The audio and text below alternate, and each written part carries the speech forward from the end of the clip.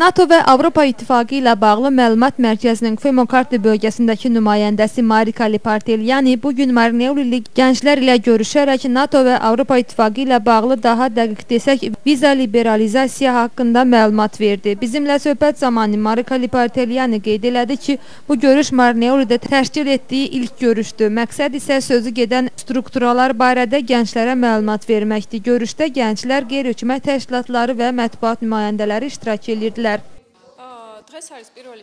Biz məlumat yönlü görüşlərə Marneulidən başladıq. Bugün biz NATO və Avropa İttifaqı ilə bağlı gəncləri maraqlandıran suallara cavab verdik. Bildiyiniz kimi, noyabrda Avropa İttifaqı viza liberalizasiya ilə bağlı hesabatının nəticələrini yayımladı. Gürcüstanlı vətəndaşlar da Şengen ölkələrinə vizasız səfər edə biləcəklər. Bu kimi maraqlı mövzulara toxunduq. Biz Kfemokartli bölgəsində görüşlərimizi davam eləməyi düşünürük.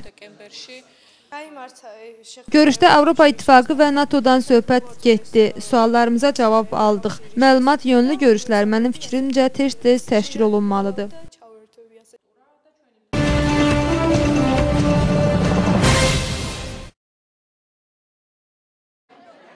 Tamariz kənd məktəb şagirdləri kəndin yeni təmirdən çıxmış mədəniyyət evində yumor gecəsi təşkil etdilər. Tədbirdə məktəbin müxtəlif sinif şagirdləri iştirak edirdilər. Gənclər musiqi parçaları və rəqslərlə tamaşaçı qarşısına çıxdılar. Tədbir təşkilatçılarının sözlərinə görə mədəniyyət evi təmir olunandan ikinci dəfədir ki, yumor gecəsi keçirirlər.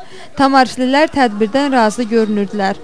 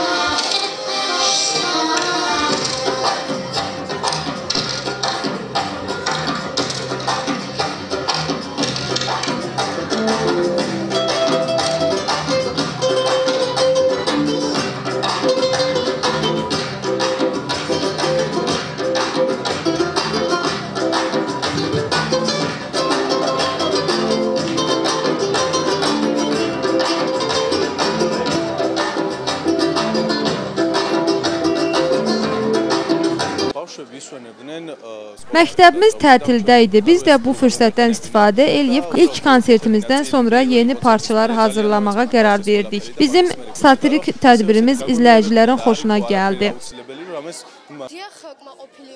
Kəndimizdə belə tədbirin keçirilməsinə çox şadam. Mədəniyyət evində təşkil olunan tədbirlər bizi daim sevindirir.